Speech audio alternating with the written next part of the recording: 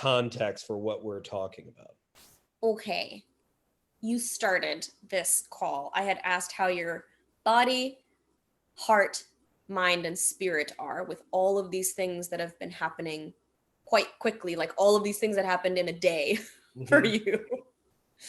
And they were all about whether to stay true to me or whether it was to compromise for the sake of money or for the sake of safety. Probably underneath that is like for the sake of safety and security.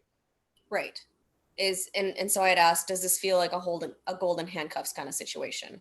Where it's like, for all intents and purposes, sounds like a great organization, sounds like a great opportunity, like could be a fair bit of like skill building and honing and like networking and whatever it is. Like there could be all of these benefits. Yeah. And yet there's some instinct of yours that's saying, I don't think this is where I need to go. And if I do, I might be sacrificing more than I'm willing to. Right. Which takes so much courage. Right. But then you started talking about the whole idea of you feeling that whenever something good happens to you and you go through that door of opportunity, then you feel you have to hold it open for so many people because you want everyone in with you. But then you find that you're always holding the door open and then not able to advance who you are, which is so interesting to me. Yeah, of like, when do we start getting stuck by our own work? And true artists, it's like, they used to do this kind of style. They got well known for it. They got super famous. And everyone's like, just keep doing more of this. We love it. We love it. And at some point, their creative instinct goes, we're over it. We want to do something new. And then they're at that crux of like, you can either be like, okay, that's done. I'm moving on. Kind of like Donald Glover. I think he comes to mind for me as somebody who seems to have just been like, this was me, this was what was working. And then when something changed, he was like, and we're done with that. Like now this is going to be it. Right? Like Childish Gambino was everybody like, oh my God, they're like, and you need to keep doing this. And at some point he was like, this is not me anymore. Yeah, and there's something powerful about that because we're just watching his career from like he became very famous on YouTube, right? In this weird underground way.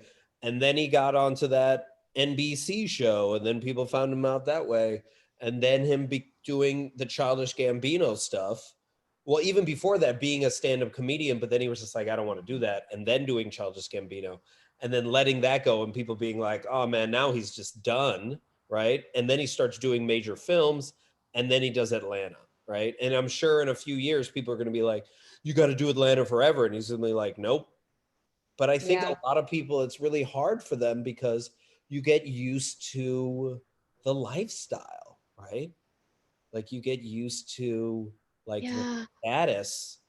I guess maybe like he never has, because I think about the people who are able to make those leaps, so supposed leaps, and I'm saying this in part because I've gotten this feedback from certain people and I'm like, what are you talking about? Where they're like, where are you now? Who are you now? Like, what are you doing these days? Because it seems like you're constantly changing what you're doing and what you're up to. And to me, it's like I've always just been following this impulse, like pulling on this thread of like what's true. And then all of this other stuff falls away when I'm feeling really safe and clear and confident, right? Like when not even I'm feeling safe, when my safety is not even a question. Right. And yet that part of me, instinct, artistic expression, creativity, or whatever it is, also lives with like the very human kind of broken part of me that is just kind of like,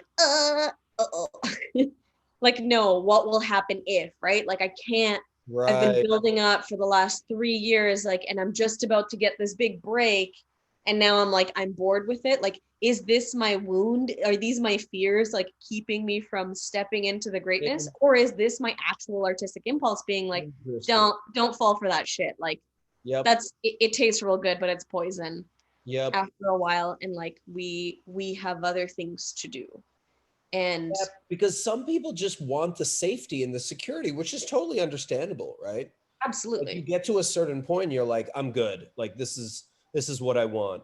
And but then you can start to see, and this is what I talk about when I talk about like affluent deadness inside, right?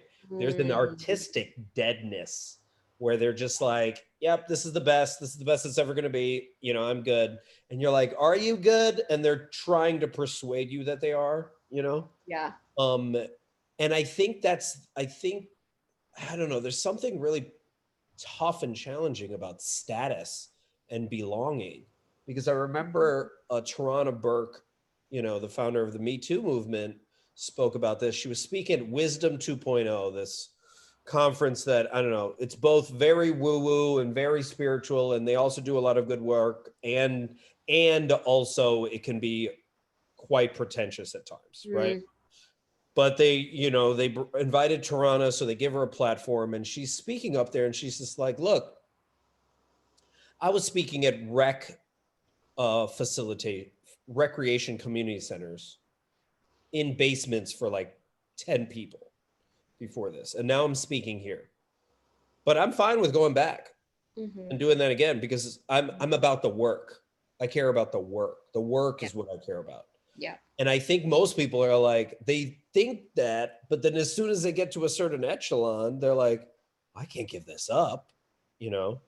Yeah. Like I said, this is one of the most extreme versions, and obviously this is fictional. But I sometimes watch clips. I don't ever watch this show because I can't support it.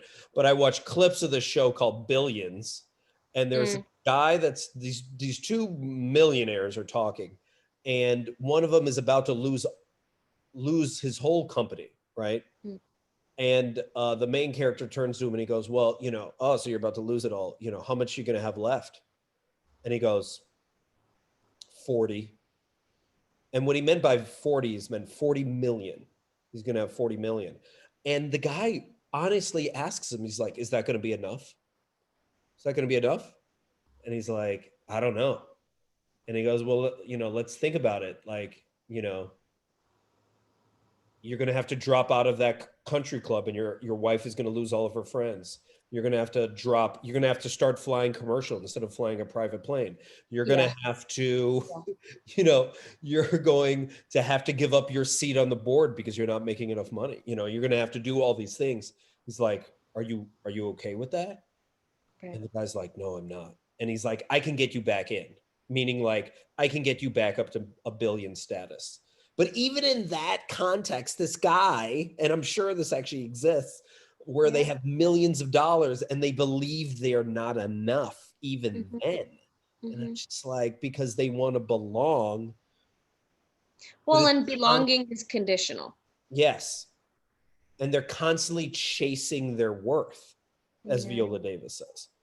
Oh, oh, I'm like stressed just thinking about that and like feel so bad for that guy. I know. I'm like, dude, that sucks. And I think about Viola when she said that, when I first heard her say that at like Work Human, where she was just like, I realized at one point, you know, you either claim who you are or you end up chasing your worth for the rest of your life. Mm, And how many of us are chasing our worth, right? Like how many of our decisions throughout the day are to like impress others yeah, that care nothing about us, right? yeah. That would drop us as soon as we stopped being this, carrying this idea. Exactly. Yeah, Exactly. yeah. And it like the exact same thing applies to the activism space, right? Like if you're not radical enough, you can walk. Right?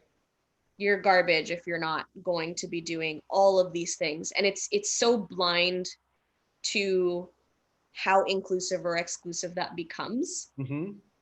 Because it's like if you're a, and this is a gross generalization, obviously, but from my experience, a lot of the like really pushing for radical activists were like early 20s and had a lot of like woundedness that needed support and healing and care.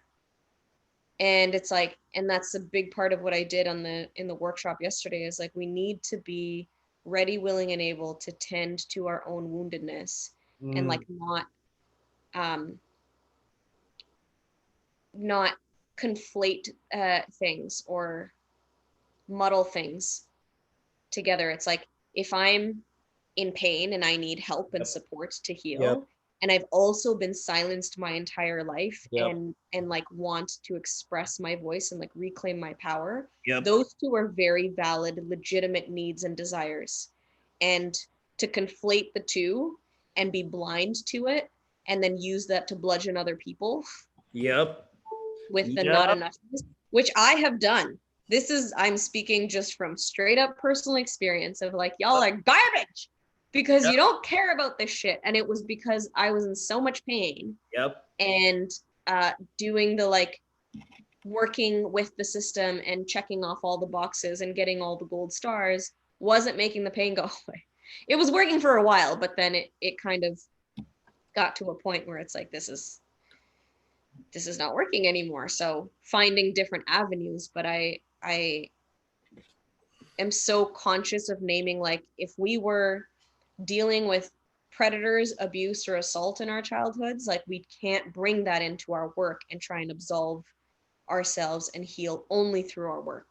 It Mm. may be a part of it, but we need to also be able to do our own healing so that we don't start poisoning the momentum that we started with and then like turn it into like a self-cannibalizing kind of movement of like, which is what happens so often, right? Like the most amount of passion, the most amount of momentum, some of the like most beautiful things then can collapse into themselves like a black hole because it's like the light isn't there, and the light that needs to carry this work, the love that needs to sustain this work, the love that like sustains a guardian or a parent after they're, you know, whoever they're caring for is like being a real little shit. And it's like, So I you guess know, what then challenges me is like, do I care who the messenger is? Like, do I care that Jay Shetty is the messenger? Even though it might not be sometimes his own work that he's sharing, or or the person, the white person that takes some yoga practice from India, brings it to America, and then becomes like a millionaire from it. But at least I they're think bringing that's the message, right? no, I don't, that doesn't sit well with me still. Right. I think there's a need for accountability, and Mm, you don't get, like, I would get away with a lot of shit right now that if I were fair complexioned and blonde, I would mm-hmm. not be able to get away with. Yep. And so what does accountability look like through an equity lens? Yep. And at a certain point, like I said this at the workshop yesterday. Tell me what you think about this concept. I think you and I had talked about this before too, of like when BLM blew up in people's faces and all of a sudden they were able to ignore it for so long and they couldn't anymore. Yep. And all of these folks who have been brands, influencers, etc., like basically social media companies that are single people, right? It's like a sole proprietorship. It's one person is the company. And there's this whole thing of like, we all get to walk our path, right? We all have our journeys, we all have our time. Nobody can tell us or like make us learn something that we're not ready to learn. Like it's all, you know, each of us has the sovereign right to have like a human experience. And I'm like 100%. I think that's valid. What that gets conflated with is when the the vehicle of a social media influencer or business CEO or speaker or whatever it is, like something gives you more than one person's voice. Think about Taylor Swift, right? She has done really well because she speaks to the experience of just like being a young girl and like loving her music and her guitar and like, getting bullied by all of these terrible fucking sharks that are in the music industry and whatever it is, like as an individual experience, 100%. Mm-hmm. But she's not an individual person. She is a conglomerate of power. And she keeps trying to conflate both of these things. And nobody's holding it to account of like, you, human being, get to have your whole experience. you get to be overwhelmed by what's happening right now and be like, I don't know what to do. And people are coming after me. And like, can't they just have a little bit of compassion? Yes. But if you were going to take on all of the benefits and the like bells and whistles of this, then that comes, it's the whole Peter Parker with great power comes great Yep. responsibility thing. And there's so many people that as soon as the responsibility part comes in, then they want to shirk this. And it's like, but I'm just a girl. I'm just one guy, and now people are coming after me. And then what happens is they get all of these other people who are individuals and don't have this being like, yeah, why are you coming after this guy? And now he's getting me too'd and his life is destroyed. I'm like, he's fine. He will be fine. This is getting destroyed. This is getting destroyed right now. And you are coming to its defense thinking that it's him. That's got to change. I think that's what accountability I looks agree like. because that whole coined, and I find it, I'm sorry, but I find the whole bullshit term of cancel culture, so many dudes wrap themselves up in that and be like, well, I'm just trying to get canceled, when it's just like, no, the problem is your inappropriate bullshit that you've been saying for years is not being tolerated anymore. And Yeah. most people don't want to hear that shit. But there's a few people that still do. So you're being like, you're telling your few followers left, look, I'm being canceled, just like everybody else. And it's like, no, dude, your own racism or sexism has nothing to, don't group yourself with other people. Like, no, like, Yeah, but it keeps factioning, right? And it's valid. I understand it. Like you feel like you're coming under fire, and whether it's your ego or your actual physical body survival, like our systems go into a similar panic, defense, whatever. So it's like, but if we can own our woundedness and be like, oh shit, I've been so stuck in the story of separation, in the story of capitalism, in the story of imperialism, in the story of superiority, that now my behavior being attacked. It's the same as like, how do you take feedback at work, right? Like you critique the behavior, not the person. You don't call that person garbage, yeah, but you call their behavior out as garbage behavior. yeah, And like, we're not going to fire you, and this is not acceptable. And if that is too close to that person's being, then they're going to be like, you're coming after me. And like, then it's hard to separate if that person can't separate themselves from the idea. But when ideas come under fire, when entities, when power structures yep, come under fire, and then people feel like they're coming under fire, yep, it's like, this is the whole thing of, I was in startup culture for 5 years, and like people are building their businesses because they want to fix something in their life. And it's like, you need to own your piece of the pie. How much of this nonprofit is about you? Because if you don't admit that, then when governance shit goes wrong, when accounting stuff is under fire, when people are questioning philanthropy, you're going to be like, I spent 20 years of my life just trying to fucking help, and you can't even see that. And like, nobody understands. And it's like, it's nobody's fault actually, because we were never given the tools, the language, and the dialogue to practice these tools. This is the example that I used at the workshop yesterday, as like, I just this year started learning how to drive. I'm going to get my full license November 26th. I'm just learning how to swim, like in the lake. So not even open water, but it's like a big lake. And I'm learning how to ride a bike. And Ironman 2020 was going to be hosted in Penticton. And if Humaira's just been like starfish floating in the lake, just learning how not to panic and get water up her nose, and like wobbly biking and like taking one hand off for 3 seconds and being like, oh my God, this is so great. And all of a sudden you're like, cool, we put you in the Ironman. Like, that's not appropriate. right. Right? Like, we haven't had the systems or the structures. We haven't ever had a consequence when we were 3 years old, 13 years old, 30 years old. And now you're 43 years old running this company, and then people are coming at you for the like for the appropriate responsibility of you being a CEO, but you were never held to account for poor behavior Yep. when you were a young adult, when you were a teenager, and when you were a child. Yep. So then you just see it as an attack on you. Right, because everything so far has been like, you get to do this. Yeah. So I understand how we came to be in this place. And that's the constant question I ask, right? Like, how did things come to be this way? And to what end? And I think at some point it had maybe some like nefarious, the like Mr. Burns plotting for something, but then it just became the way you do things. Then it became culture, and it got passed down from generation to generation, and people are like, this is the way you do it. And then it comes out that like this is going to be held to account in certain ways, and people were like, but this is just life, like this isn't misogyny, this is not capitalism, this is not patriarchy, this system isn't broken. Because frankly, this is, I think it's Stockholm syndrome, right? Like you are with your abuser for so long that you make it normal and you make it make sense.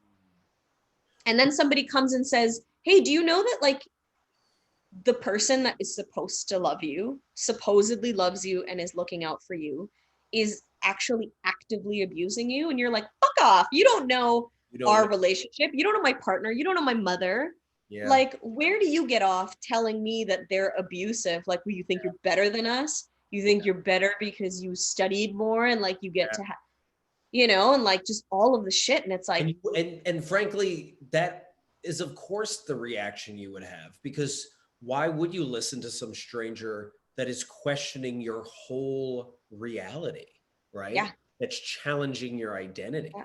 Because Dude, I still get heated with my partner when he calls out certain things that he thinks he's hearing when I share stories about my family. mm, And I am choosing to tell him we have an established, constantly practiced, loving relationship where we have hard conversations. And then he says something and I'm like, you don't get to say that about my, mhm. I get to say that about them. I You get don't to get to say say it. I get to say things about my brown people, but you don't get to say anything about my brown. exactly. No, And so I understand that.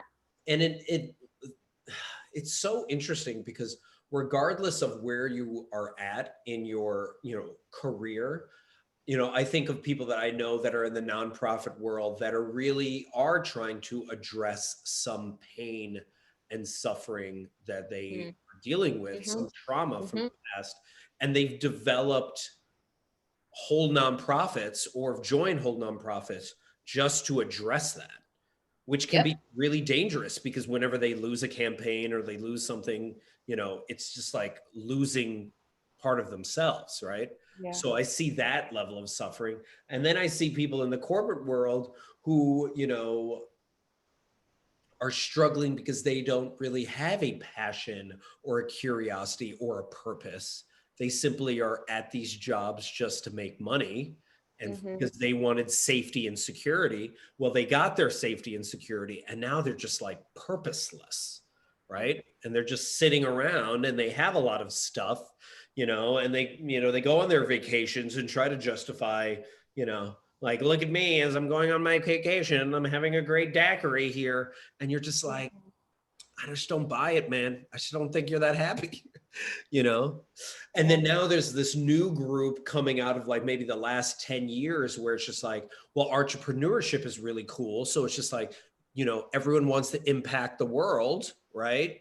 And you're going to impact the world through your business. I could claim myself as part of that, right? It's like, Mm-hmm. oh, am I following the trend of this entrepreneurship and that Yeah. I like my purpose and my passion is all aligned with my work, and then it's all in. And it's just like, everyone is like, everyone's dealing with a serious amount of trauma and then trying to tackle it in the most roundabout, weird way, dude. Like, just like, Well, I think it goes back to this thing, right? Of like you unplug and then you're like floating out in the ether. And at some point, if you aren't, I think about like if I'm having a freaking breakdown, like the most healing place to be is in the bosom of an auntie, right? Like you just get gathered in and it's like you're having a complete meltdown right now. Mhm. And like you need some strong arms to hold and support that.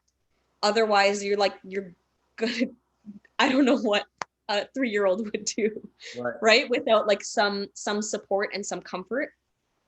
And so if we're unhooking from the story of like the world is burning, right? Like fossil fuels are fucking it up, toxic capitalism, patriarchy, all of the stuff.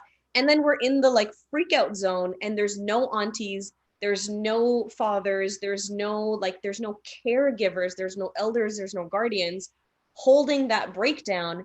And so then the breakdown is seeking that comfort in social enterprise Yep. or in whatever. And it's like, it's better than this, but like this is not going to fix necessarily. And like even the fact that it's a spectrum is a binary, like I don't know what the visual metaphor is, but it's like there's got to be spaces for humans to be humans.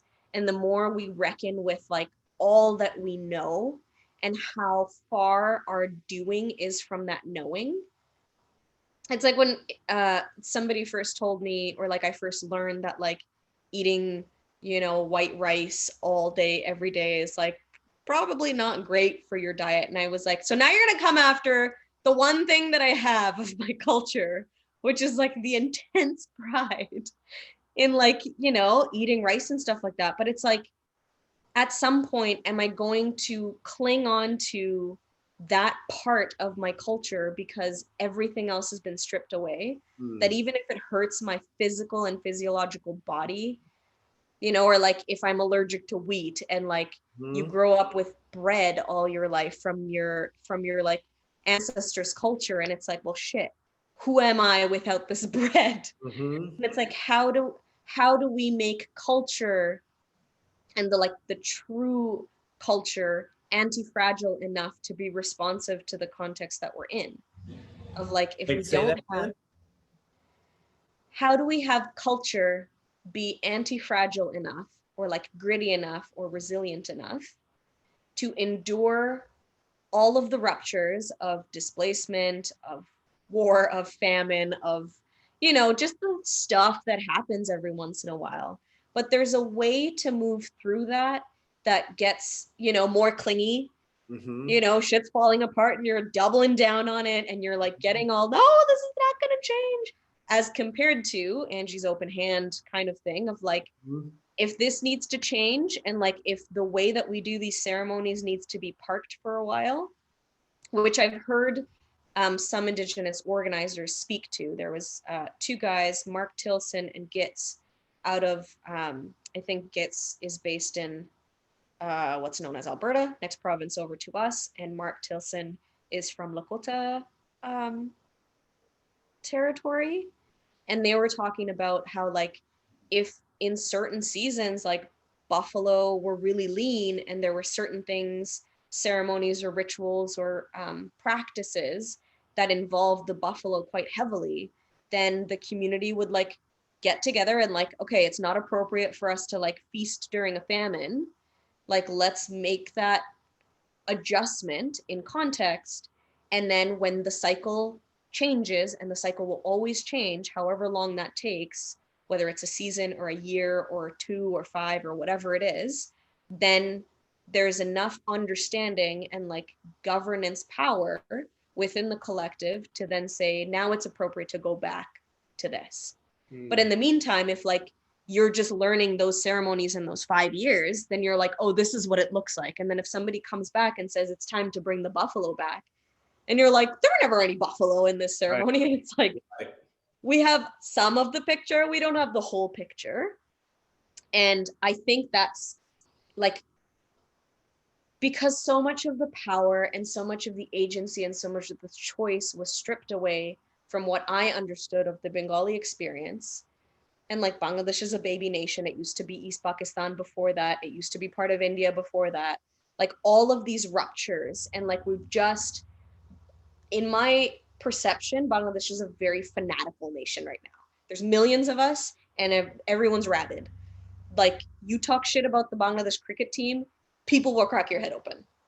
Because in the absence of true connection and true like lineage continuity, this is all we have to glom onto.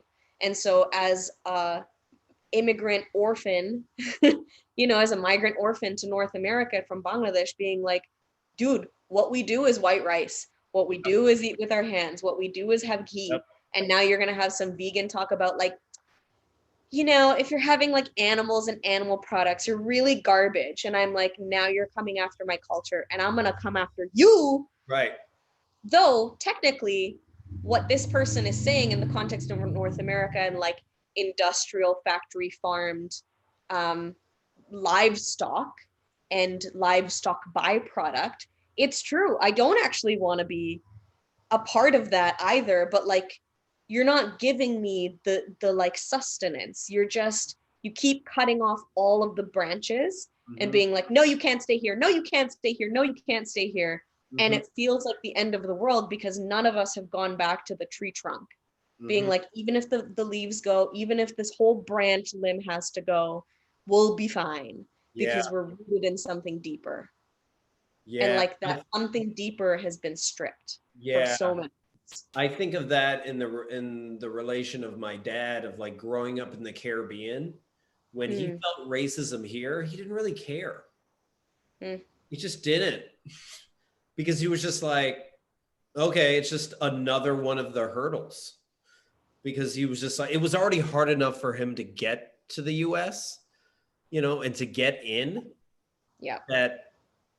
That it just seemed like another roadblock to him. Yeah. But also because I think he was surrounded by so many people that looked like him his whole life, I think that also really helped him to have more of an identity when he arrived here, and he was very clear on what he wanted to do and how he wanted to like become a doctor, right? But I think of my story or of other people's story of like where we haven't seen people that look like us or haven't seen people that are like us, and then haven't seen people like us that are that successful, that when Barack Obama became president, and I was like, oh, this dude is mixed too. Like, oh my gosh.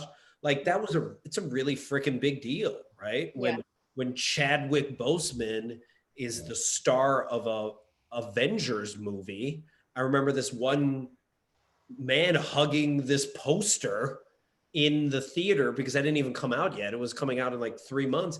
And he turned to the camera and was just like, is this what white people feel like all the time? Like, do they feel like this all the time? Yeah. Because they have these examples? Yeah. I don't have this. So I'm going to glob onto this because this is the one thing I got, right? Yeah. So. Yeah. And in the absence of safety, even a sliver of like hope is profound.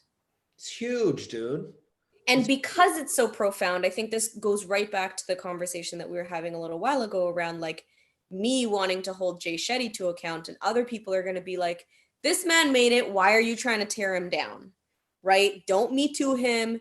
Don't brown people and black people have enough that they're dealing with. Like, why are you coming after them? And fair enough. Like, it's an easier target. It seems like a more attainable goal, perhaps, to like convince somebody who is a skin folk to behave like a kinfolk, to take Tamika's words. Like, I have more hope in that bridge building sometimes than with white folks. But what I realize is we've got so much of our own internalized pain and oppression and lateral violence that goes on that like sometimes, same as like you and I have connected over time because we're not coworkers in a small town together, right? Like, we're not dealing with all of the other things that are pressuring us and trying to make it in a day, and maybe being pit against one another because of systems that are functioning of like, if you get hired, I'm not going to get hired, basically, which is what would turn us against each other. Right. Like, we are close enough as kin and as the way that we perceive the world and like what we're about in our vision,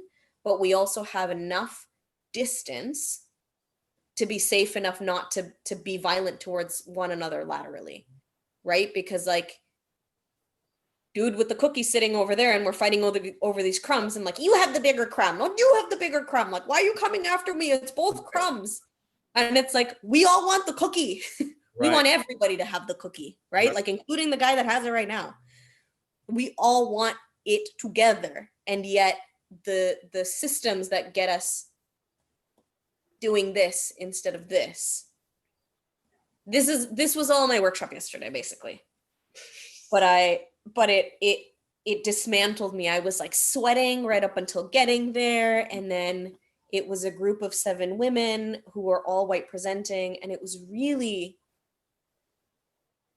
interesting because I was preparing myself for the worst, right? Like, I was trying to protect my quivering heart from all of the things that I have experienced in the past.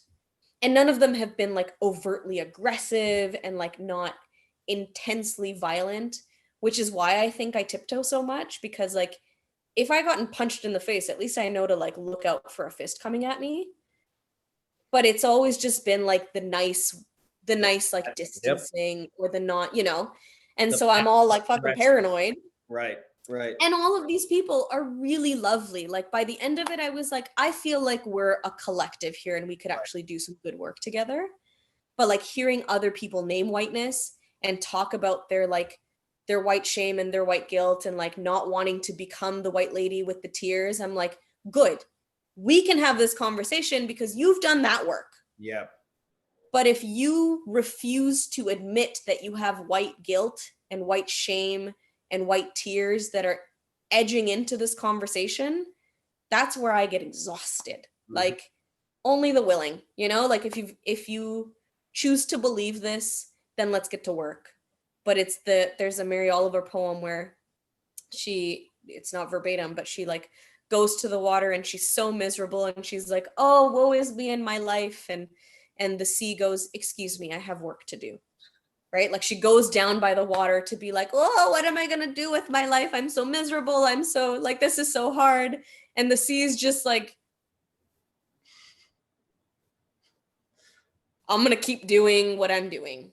And, you know, like when you're ready to join in, you know, be a part of this tide, be a part of this tide. Right. But in the meantime, have your pity party, but I'm not going to be part of it. Right. Or like find your aunties, right? Like find your uncles, find your grandfathers and grandmothers, find your siblings, because there are people that are there who are ready, willing, and able to comfort you. But just like being able to identify our needs and admit to them and be like, oh, do I need to start a company or a nonprofit, or do I need to go to therapy? Yeah. Or both. Because I think of sometimes the amount of people, and it might even be including me, where like if we just got more hugs, right? Maybe we wouldn't be destroying the world as much, right? I think of some of the toxic, masculinity that is literally destroying this world. And I'm like, what happened to you as a kid, dude? Like what happened? Like, what happened to you in such a way that you now want to rape the world? Yeah. Right? Like what? Where does this come from? Because that part needs to be addressed. Well, because when I listen to someone that's a billionaire or a millionaire and being like, it's not enough. Well, when is it going to be enough? It's never going to be enough. Just like, well, whoa, dude, like you're going to destroy so many people's lives because you just can't continue to feed that insatiable greed of yours. Well, and what's under the greed, right? Is it pain? Is it shame? Is it whatever it is? And like actually being able to sit and confront that when it's the biggest risk that we're ever going to take in our lives. And if you're a billionaire, like there's a lot of people just kind of, the story is, right? Like there's a lot of people waiting in the wings like vultures, just waiting for you to hit the ground so they can pick you apart. Yep. And so you can't show weakness. If you're at the top of a drug cartel, you do not show weakness because it will be exploited, right? In the story of power over, in the story of scarcity. And it's not a story, it's real life that is happening for real people, for billions of people. Right? And like this other story of abundance, of power width, of circle, not hierarchy, right. Of collaboration, not competition. Like all of this stuff exists, but it's not either or, it's both and all the Yeah. time. And being able to truly identify where a person is and not using, survival mechanisms when things are good, like not using famine behaviors and tactics and thinking and techniques when it's a feast time, Mhm. and not using feast tactics and techniques when it's a famine time, and Mhm. recognizing that both of those are, for me, 4:27 p.m. Pacific Standard Time, October 8th, 2020. Like both of these things exist, and certain people have the choice to be in this or move into this feast, abundance, whatever. But vilifying anybody who's not is just shitty behavior. Mm. I think it's just rude and unkind. And I think that's a lot of what like law of attraction and the like all of the stuff without context Right. it does is it Right. criminalizes, because when people are like, oh shit, Trump got COVID, he got what's coming to him, then disability activists were like, think about what you're saying about anybody who then gets sick. You're saying that then they have brought this upon themselves, that they Mhm. deserve it. Mhm. And that kind of language is there, right? It's probably some karma. They probably have a lesson to learn. And it's like, you saying that without having a relationship with that person and knowing what that life is like is just poor manners, Yeah. you Even if it's know? someone you hate, like that person, like, yeah, you like it's yeah. It's just poor manners. Like, you don't get to bolster your sense of the world by Uh-huh. shitting on other people.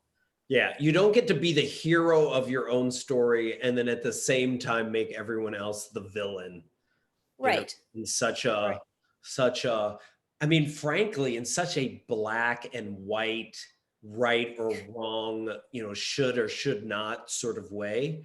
When Mm. frankly, and this is the part that I think is why I really enjoy our conversations, is because when it's so much more complicated, it's so much more nuanced, it's so layered, it's so because people just want to be like, fix me, you Yeah. know, fix it. What's And the I, give me the answer in another listicle? Like the amount of listicles that I see, like I look at a help a reporter out, which is just like asking you, all these articles that reporters are asking about. So much of what they're asking for are lists. Like, mm, give me the solution to this, give me the solution to that. When right. it's when it's not relevant that you can make It's like not 10 relevant. things that will make your life feel better. It's just like, I need to know more about you before I give you 10 things that are going to make you feel more fulfilled in life. I might be able to tap into some of those, but like that's not reality. That's not real. Yeah. I'm just writing that down. The solution you're seeking is not relevant, or the question you're asking, maybe you're asking is not relevant. Because that's all like strategy consulting gets at, right? It's like when you're trying to fix a problem, you should be or could be spending 50 to 70% of the time making sure you're asking the right question, Yeah, and then the solution will be the most effective possible. exactly. And in everything that I had experienced and been a part of and seen roll out, is like, you're having a hackathon, you spend 2 hours, maybe two Maybe. hours, coming up with an idea. Hi, Rumi. That's that fly again. Did it come and visit last time? Um, this fly has been around my apartment for a long time, and so I was like, okay, I guess we're roomies now. And then I've been reading a lot of poetry lately, and so I named this fly being Rumi. That's And all. now I kind of like notice Rumi around. Like, Rumi will be sitting on the couch, like on the armrest, and then if I come and sit on the couch, fly away and come and land on my pants. Or like right before our call when you were signing on, Rumi was like sitting here buzzing at my ear, and I'm just kind of like, all right, I guess like we're family now. It's we're hanging out now. Oh, but what were you saying? I was saying, help me. Do you remember what the last thing I said before I got distracted was? I know. Sorry. Oh, this is good too. Oh, what was I saying? Hackathons. Yes. So yeah, if we They could spend flip. 2 hours working on what this problem is, right? No, it's like a 24-hour hackathon, and Yep. so the first 2 hours are to like come up with an idea.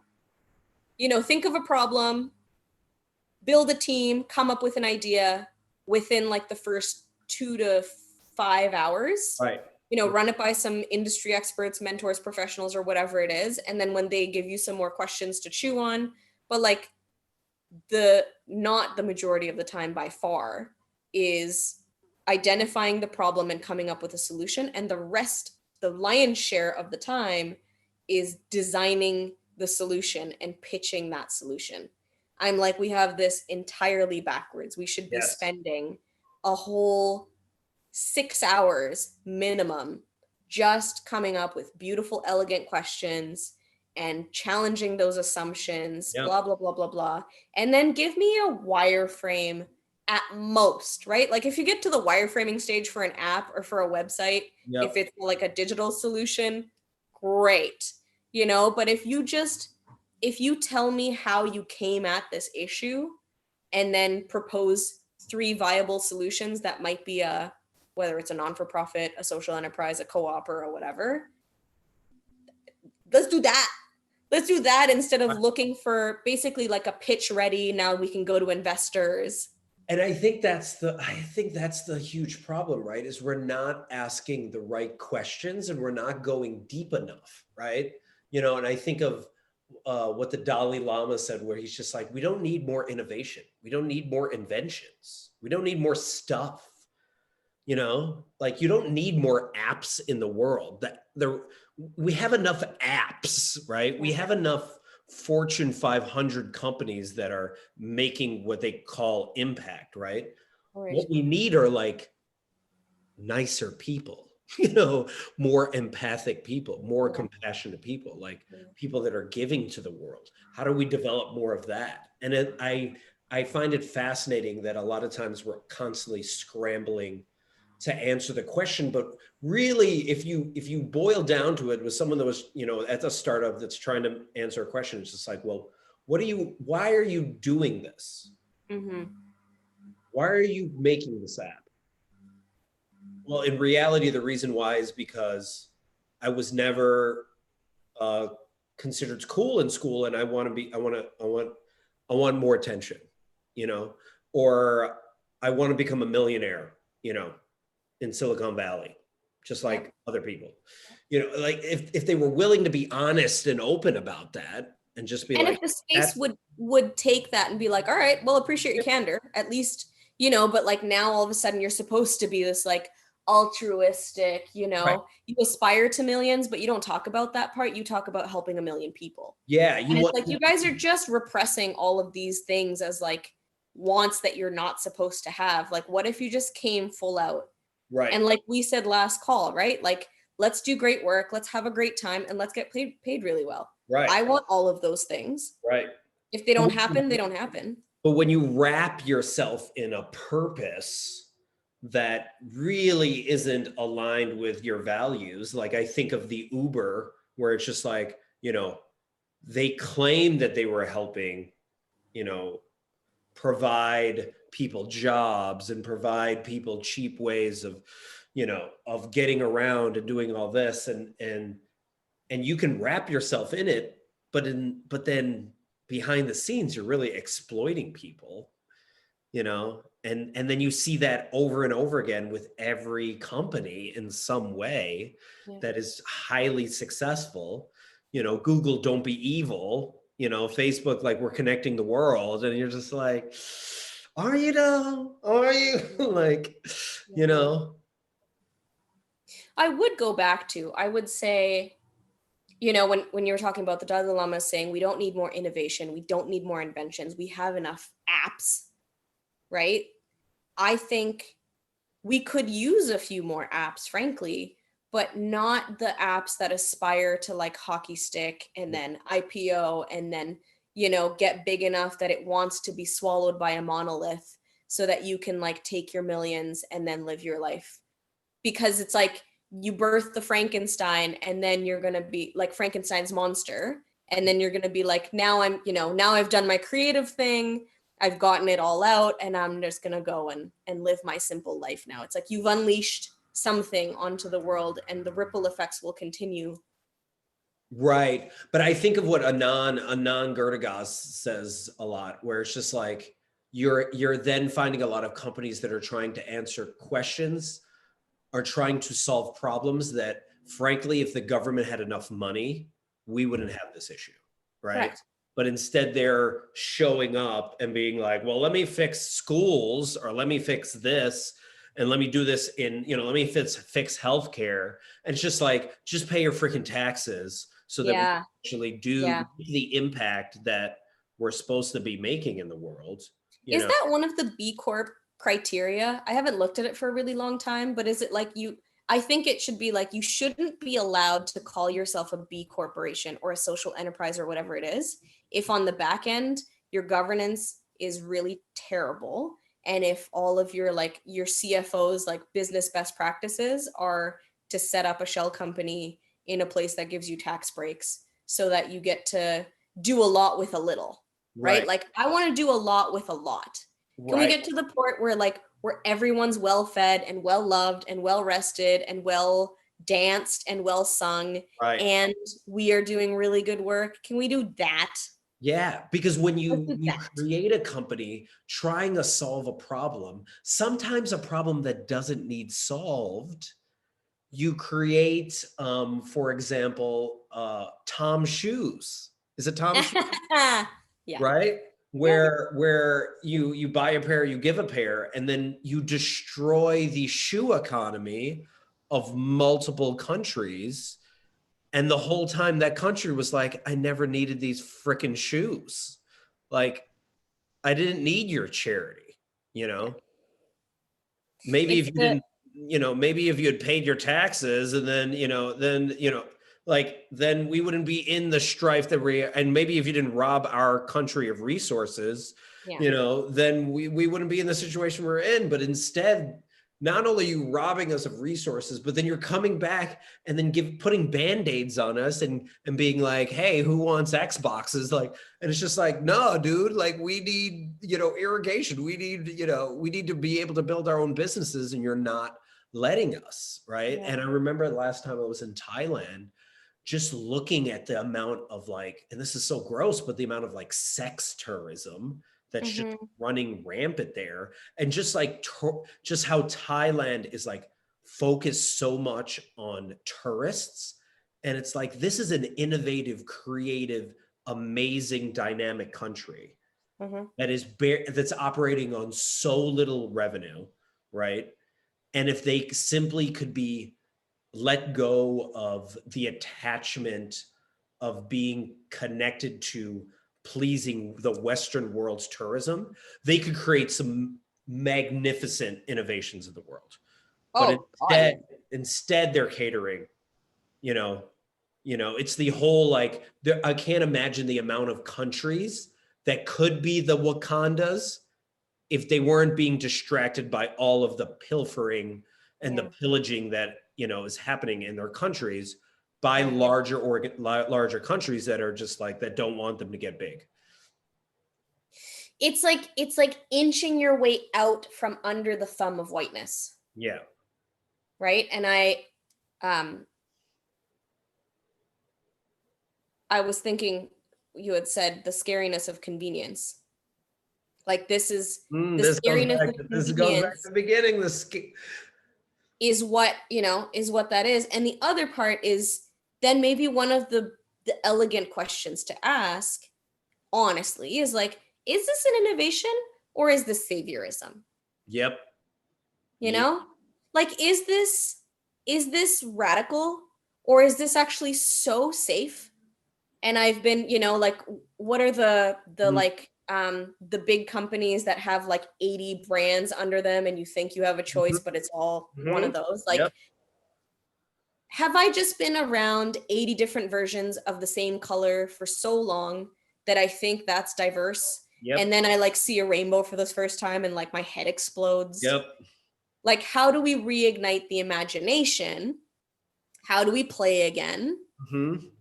Actually get to asking the questions that we need to ask. Mm-hmm. And like the best questions come from the ones that are in the like what's that curve where you have like an optimal amount of stress, too much, too little, no good, just enough, excellent. What's that curve called? I don't know. The stress There's a curve? I have no idea.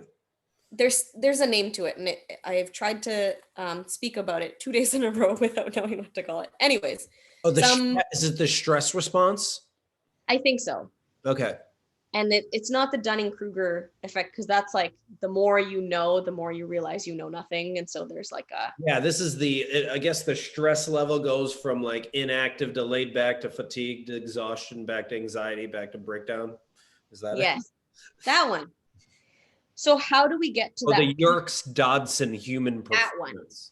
That one. I learned that in psychology back in the day. Interesting. Psychology. But how do we get the questions from those folks being the leading edge of, because like the people that are not stressed enough are the ones that are trying to find something to do, right? Yep. And so like, we need innovation, we need whatever. Yep. And it's like, you got people that are like just stressed enough and know what it's like to be more stressed and maybe have just like recovered from burnout. And so like they are at the optimal place and you're hugging all the resources and Yep. doing all the awards ceremonies and all the podcasts and Yep. all of the everything, Yep. and paying people to come in and awaken innovation in your organizations, because everybody's so dead bored. Yeah. What did you call it? The affluent deadness or the artistic Affluent deadness. deadness. Oh, and Like I want to come that's to over that next here. but yes. So how do we practice a little bit of humility to be like, if we're truly trying to redistribute wealth, let's talk about wealth in all of the ways, right? Creative wealth, economic wealth, opportunity wealth, social wealth, physical, physiological wealth, land wealth, whatever it is. And like, okay, so now we look around and say, we all want to play a game together. Who's got what? We've got all of the affluence, Yep. wealth here, and we're like spiritually bereft, and we like don't know our like social connections anymore, and like are more lonely and depressed than ever before. You got people here that are like the most creatively wealthy and are maybe like struggling to pay their bills or like Yep. not really down Yep. with the Like man and whatever it is.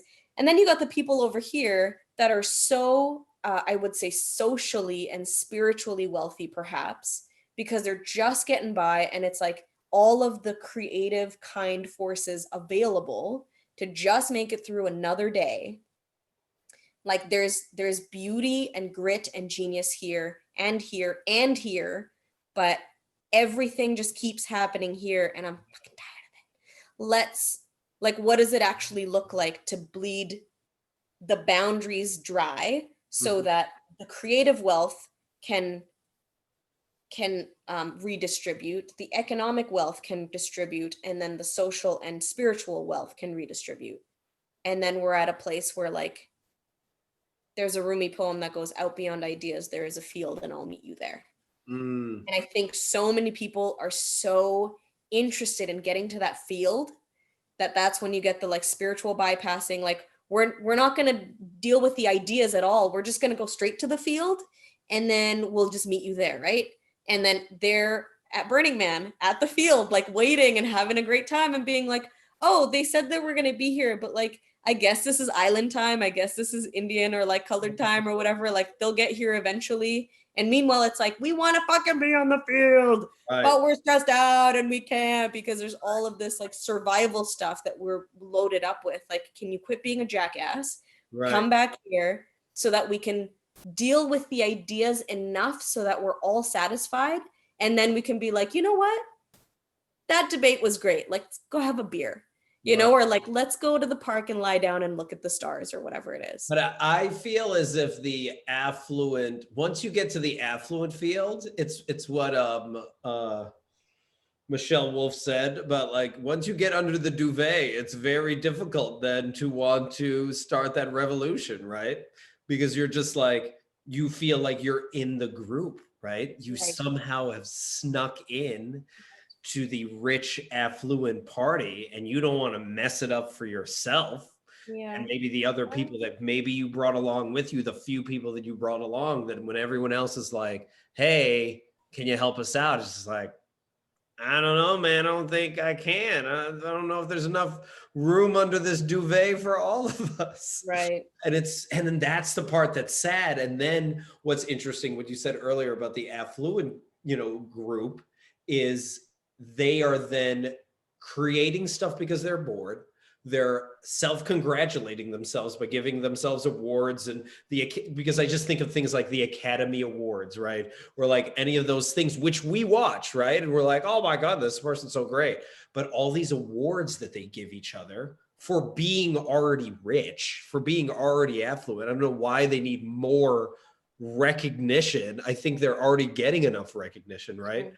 But they're running these things to sell this story to everybody else, the creatives, the socially wealthy or socially creative wealthy, and be like, no, this is the best spot, and we're great, and we're fine. We're fine. We're, Right. we're not suffering from affluent deadness. We are Yeah. happy, and look at my Instagram page, look how many followers I have. Yeah. I'm And killing frankly, it. who are we to say that that's not true, right? Like the I guess the best and worst case scenario, depending on who you are, is that you are so affluent and wealthy, and you're also very spiritually wealthy and creatively wealthy, and like actually feel expressed and truly are making a difference in the world in a way that you perceive it to be. And I wonder about like it's either that, right? And like they're truly good and we're just envious because that's what we want, right? Like Maybe. if that's fucking wholeness and they got it, then like that's cool, good for you. I want it too. Like, how do I get it?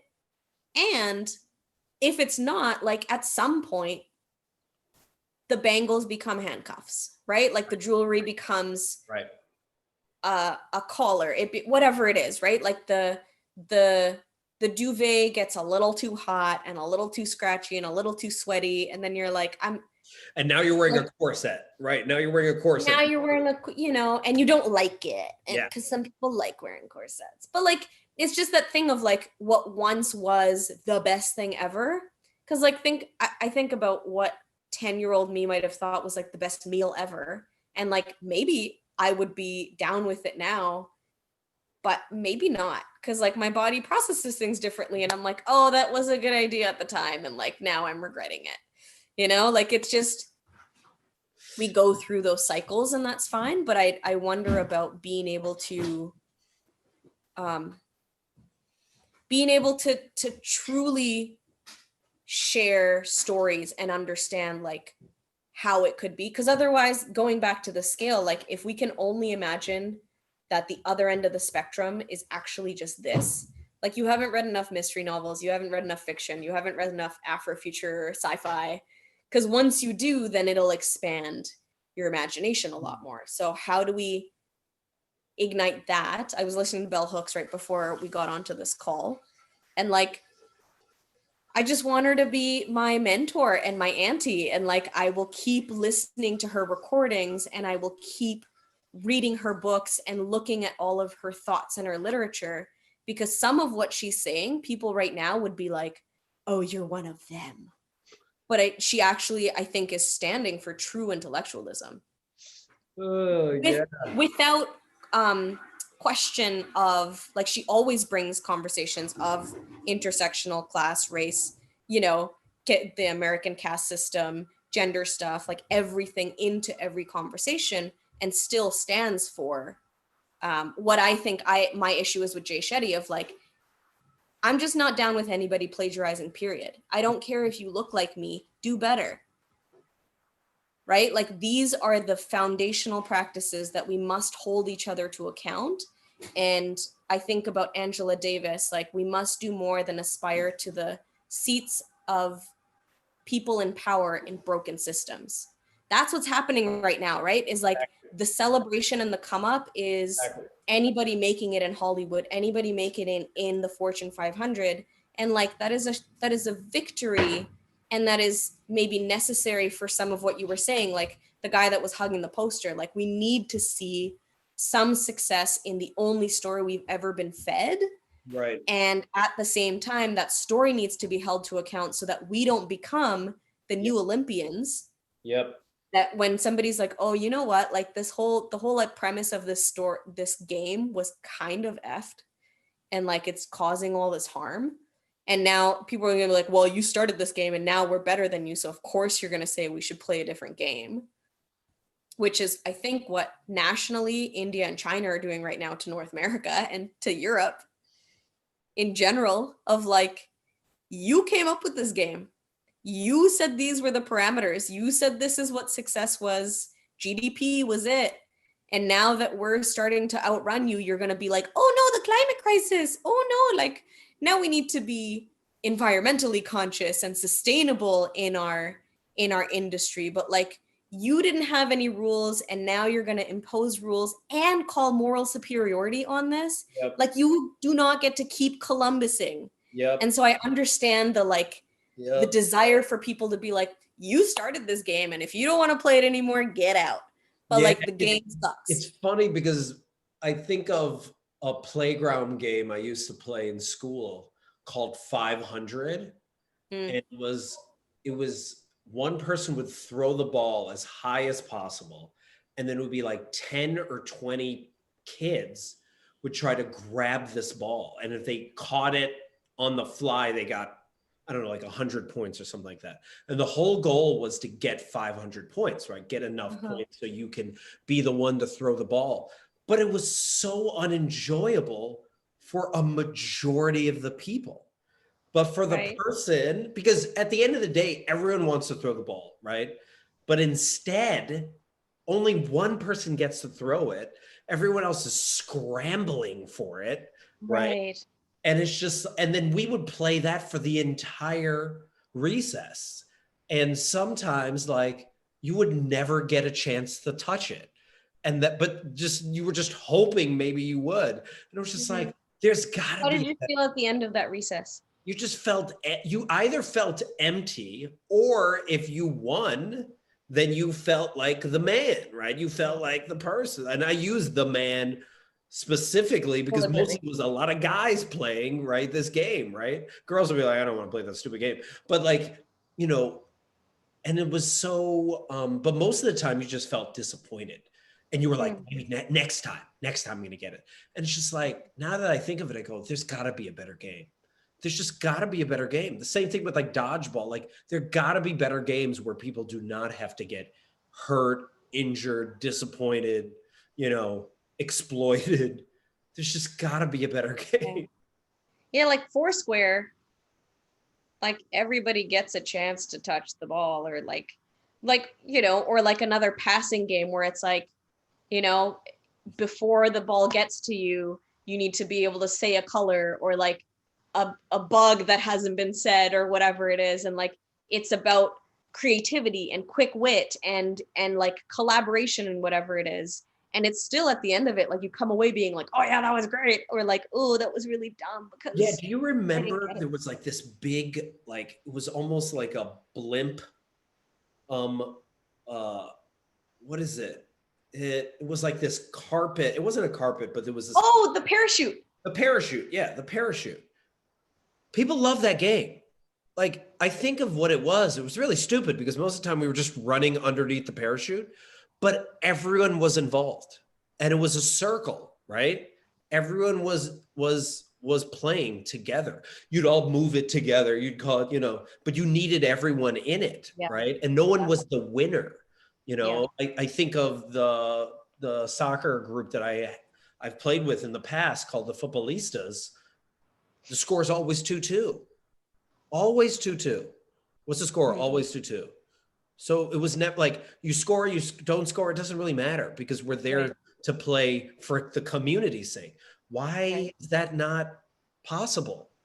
Like, it is possible. You know? It is possible. Like, I think, you know, when I heard, how come we haven't been innovative enough to figure that out? And I'm not talking about in the Anand, because Anand speaks about he doesn't like the win-win because sometimes groups shouldn't win. sometimes Yes. you have to give up power so that Yes. other people can win. There's no Yes. way the affluent group can win and then allow, and then also Not be good. according to 500, but according to Foursquare, yeah, you've already won. Because if the whole point of winning is like how helpful you can be, Is then the you're at a very like strategic advantage right now. Like you could do a lot of good look, in this new game, right? So like if that's what we're going to do, and like some accountability and some responsibility for the past, like you don't just get to be absolved of all of right, the right. terrible You things don't from get to do it before. through your own charity where you get to control it all, Right. right? But now everybody says we're not playing 500 anymore, we're playing Foursquare, for example. And you have all of the like skills and the spoils and the wins from 500 that you can now put into play in Foursquare. And the way to win at Foursquare is fundamentally different than 500. So Mm-hmm. it's not like you're necessarily at an advantage to win the game so much as being able to like play full out. Right. And like a lot of the reason why, when you're talking about this opportunity perhaps being like golden handcuffs for you, and I'm thinking about all of the people that like, you know, you go to law school or you go through the accounting programs, or you go through all of the grueling like med school Yeah. or dentistry or Yeah. pharmacy to get to the profession.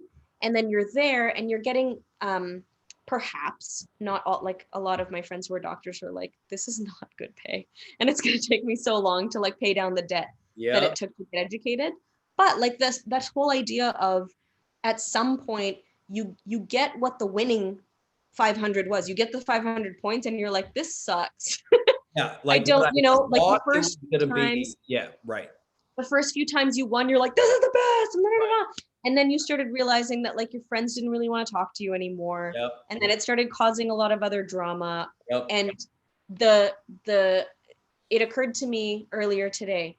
I think the whole like 20th century industrial revolution was the search for safety, man's search for safety. Hmm.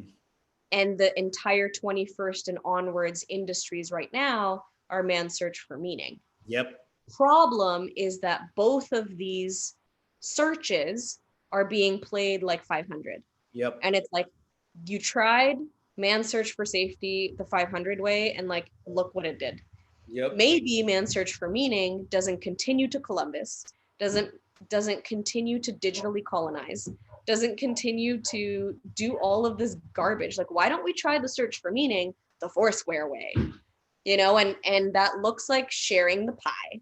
That looks like, and it's not like, it might seem like you're getting less pie, but there was no way you were going to be able to eat 100 You pies weren't going before to they be able met to that. eat. Yeah, you weren't going to be able to eat it anyway. Well, what about my other generations of people? I want them all to have pie. I want them all to Right. be And able it's to, like that pie is not going to last. and it's Or like, just like they can be, and you still would have so much left. right, Why are you in such a scarcity mindset right. when you have so much? Right. Yeah. So trying to wrap it up, trying to like coalesce what we've learned, what is it that you've taken away from this discussion?